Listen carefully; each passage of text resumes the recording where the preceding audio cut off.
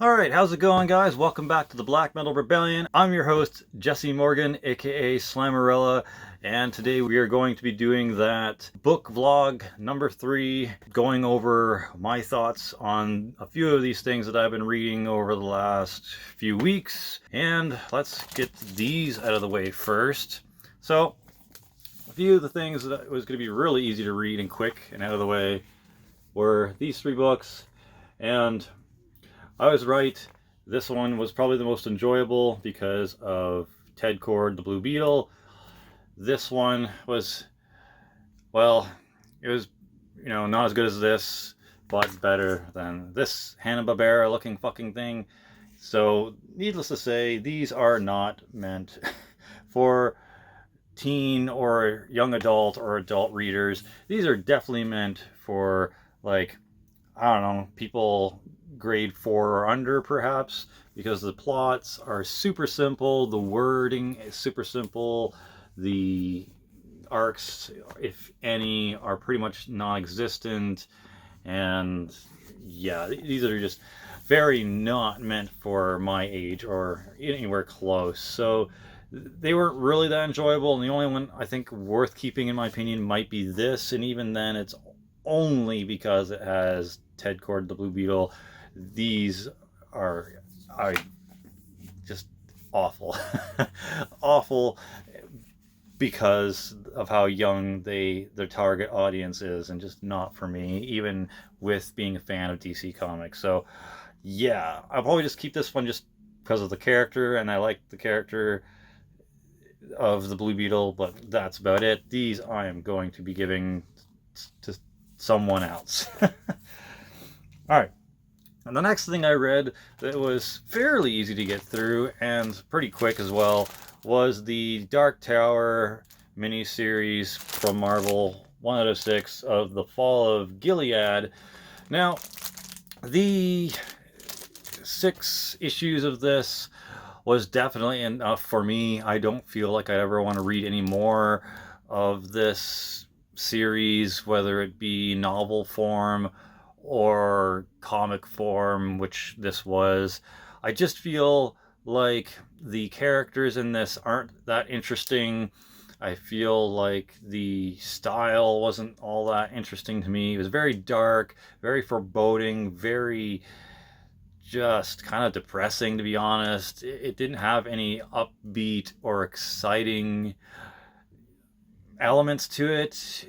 The only exciting elements to it was when there is the battles going on between the gunslingers and this asshole's crew. And yeah, it wasn't my thing. I probably won't be getting any more of this. And it also feels like you're meant to know more about the Dark Tower series before reading this, because I had no idea why things were happening. I had no idea why I should give a shit about the main characters in this dying, or if they succeeded, or why I should be rooting for anything or against anything. So yeah, if you're gonna read this or give this a shot, this seems like it's kind of, you're just being dropped in the middle of this world that has way more lore and story behind it that you have to know, and doesn't quite make, I mean, it makes sense on its own if you read it, but at the same time, I feel like you'd have a bigger appreciation for it if you knew more about the Dark Tower series in general. So for me to be dropped in the middle of this random event, it was okay, but it's not my thing. Definitely not my thing. The art style isn't a style that kind of really works for me. The artists and inkers and color guys on this are obviously talented. It's just not my style or my thing. So the story itself is probably good too, but once again, I am not familiar at all with the Dark Tower series, so I feel like this was kind of lost on someone like me. So yeah, I don't know. If I was to give this mini series a rating of 1 to 5 stars, I'm gonna give it 2.5, but mostly just because of the drawing and artistic skills that were put into this are obviously talented, so I have to give them that much credit at least. But other than that, I could care less about the Dark Tower. I could care less about Gilead. I could care less about the dying of all the gunslingers there. I really could care less about the characters in this. So that's how I feel about that, unfortunately. I wish I liked it more. I wish it left a better impression upon me.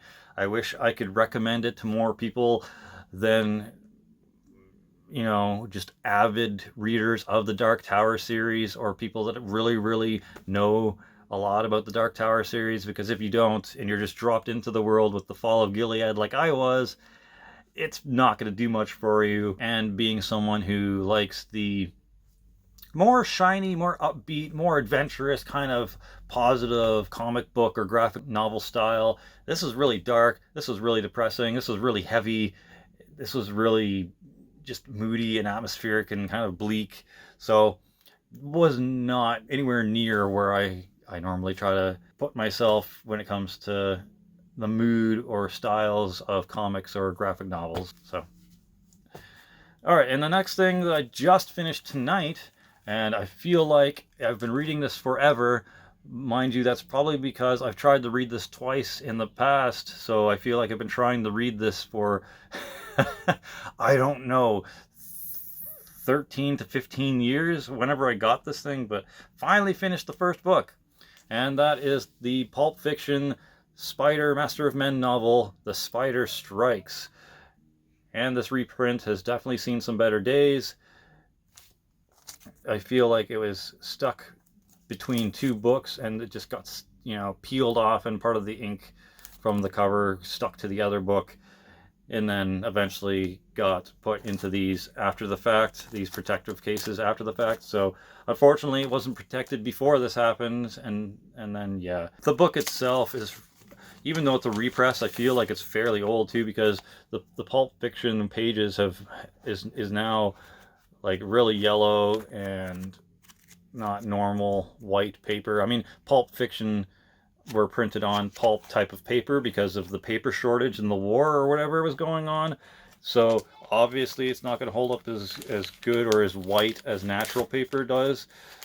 I mean, I get that part, but it still looked like it aged pretty quickly or badly. Let me know if you are into Pulp Fiction novels and if maybe this is actually pretty good condition considering, but to me it feels like it aged quite a bit. So anyways, what did I think of the first Spider Master of Men Pulp Fiction novel? Considering it was written in the 1930s, it actually reads pretty good. If you're not super young, you'll be able to read this and understand what's being said fairly easily.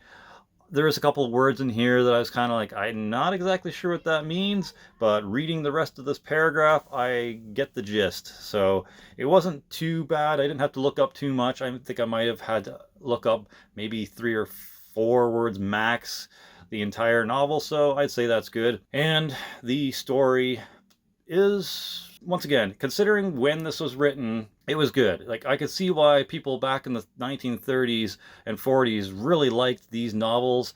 They're mysterious, they're particular, they're full of very interesting intricacies that only the kind of adventurous ways and societal things going on at the time would kind of emphasize, would put into a novel. So with all that considered, it was good. I find that the book moves along at a fairly okay pace. There's a part or two in here that kind of drags, and as I find with a lot of novels, there's a little thing where the author seems to always want to over describe things, and I get it. Once again, I get it. If you're an author and you're really good with words and you're really good with language, you want to paint a nice pretty picture using your words and show how good you are at writing, you are to the reader. But to me, I mean, I don't have ADHD or anything like that. I have a pretty normal attention span when it comes to people of my age. But even at times I'd be like, okay, can we move on? Can we stop describing the vases and the artwork on the wall and the women's dress and the cab and the boat? Like, stop it over to, like, we don't need or I don't need an entire page or 3 pages describing what these things look like. I get it. I know what a boat looks like. I know what a woman's dress looks like. I know what a fucking fireplace and a mantle looks like. I get it. You don't have to perfectly describe it to me as if I'm fucking new to this world and have never seen that shit before. So, but other than that, it provided a fairly entertaining read and setup of the characters. You get to know the spider pretty decently right away. It starts on a boat coming from somewhere, I think overseas, coming to New York, with a setup of the spider finding this money launderer and kind of card shark kind of guy, screwing over this one dude out of his money, and he kills him and gives the money back to the dude, and then basically has to escape the room, get back to his room in the boat, and let his would-be girlfriend, I'm not sure if it's supposed to be his girlfriend or not, but it's a woman that he lives with, so I'm assuming, and she calls her and lets her know what's going on and that he'll be there soon or whatever. And then the chief of police or commissioner is a suspect of Richard Wentworth, aka the Spider, and thinks that he's the Spider, so he has his room searched and everything, but obviously Richard knows that it's coming, or as they call him, Dick.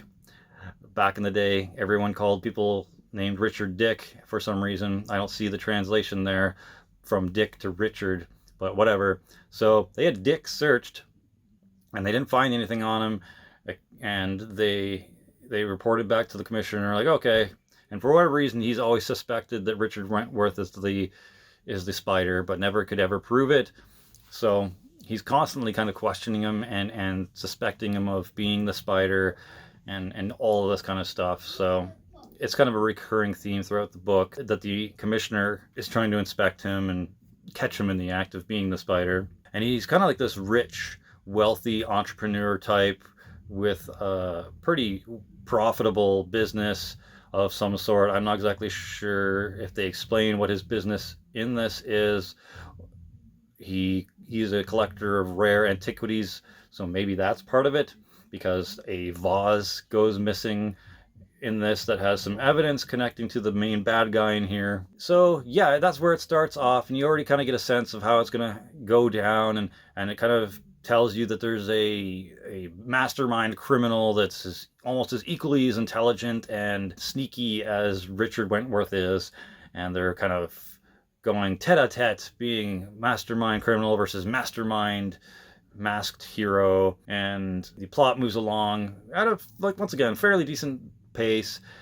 You get introduced to a few different characters here and there. Their relevance slowly becomes explained, and slowly but surely Richard Wentworth catches up with the main bad guy, as well as being accompanied by his manservant Rind Singh or something like that. He's an Oriental Hindu man, so I guess South Asian and Hindu mix.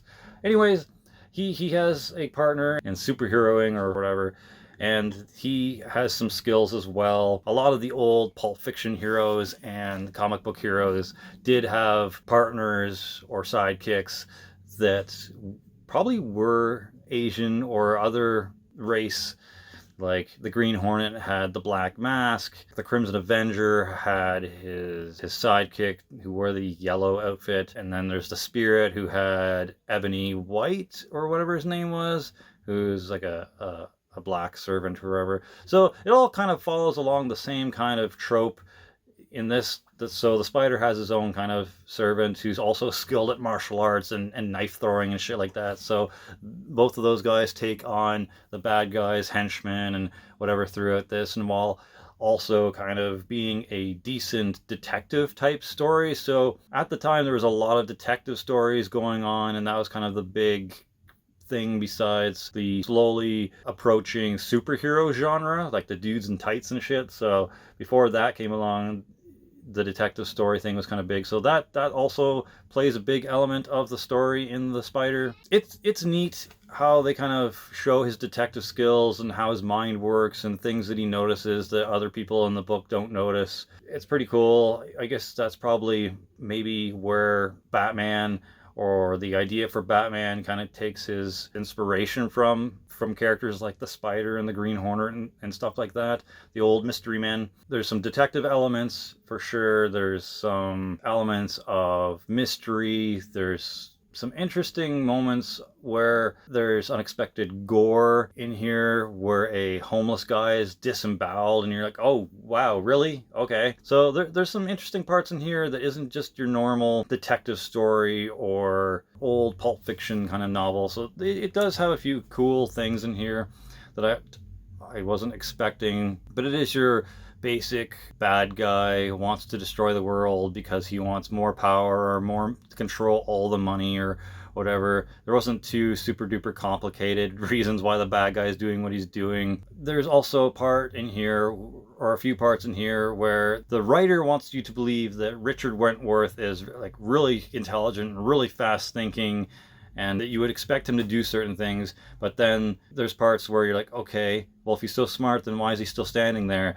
Like at the very end, there's a part where he's talking about all these bullets are coming up through the ship that he's on called the Marianne, because the bad guys knows that he's there, so they're shooting up through the top of the floor, and he's like, oh, if I stay here any longer, they're eventually going to find their target, but also if there's any more firing, it's also going to alert the police, and he doesn't want to be caught by the police because he kills the bad guys. He doesn't just defeat them and do a citizen's arrest and let the police do anything. No, he fucking kills them and stamps their forehead for the most part with the spider sigil, so the red spider thing there. So he can't be caught by the police. He can't be caught by the bad guys, but the way it's being written, as if he's just kind of standing there thinking about all this while shots are being fired. I guess you're supposed to believe that this is happening really quick in his head and he's making these decisions, but the way it's being written is it's taking forever to be explained. So in my head, it feels like he's just standing there while all this is happening instead of moving or doing something about it. And then once the writer gets past that part in the book, he then kind of backpedals and says, oh, but Richard Wentworth wanted the police to show up now. It's like, so why were you making it seem as if he didn't want the police to be alerted because of the shots going off? Now all of a sudden he does want the police to be alerted so they can catch the bad guys and stop the ship from moving? I don't know. It seems like it was an afterthought on the writer's part. So there's a few gripes in it, but it's mostly good. So if I have to give this a rating out of 1 to 5 stars, I'm going to give it a 3.5. It was pretty decent. I enjoyed it for the most part. There were some parts that dragged. There was a couple of parts that seemed convenient on the writer's part to explain after the fact. And considering the time in which this was written, once again in the 30s, it was good for the time that this was made. So yeah, all things considered, really good book. Highly recommend you check out the Spider Master of Men. Maybe read this if you can get a hold of it somehow. Once again, there's still probably copies on Amazon or eBay of the reprints like this that are available, probably for not too much, maybe $10 plus shipping, maybe less, or maybe a teeny bit more. So this is definitely a recommend from me.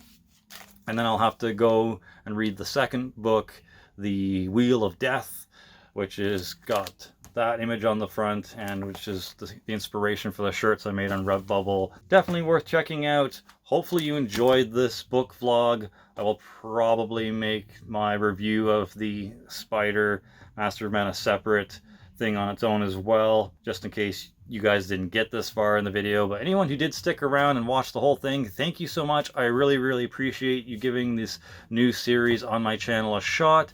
You're the real MVP. And hopefully you guys are enjoying this content, because without these random book vlogs and without the Redbubble stuff, there'd be long periods of time where I'm unable to show collection updates or horror movie stuff or the other usual things I show on this channel. So hopefully you appreciate the fact that I'm at least putting out content, because that's what I want to do here, at least once a week if I can.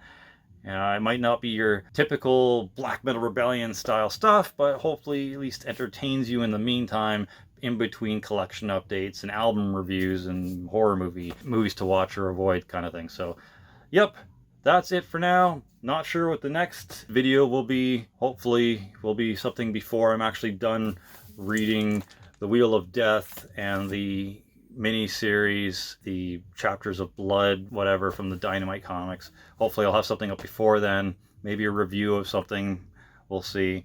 But until then, I'm Jesse Morgan. You've been watching the Black Metal Rebellion. For glory, for the Rebel Alliance, Slammerella out. Cheers.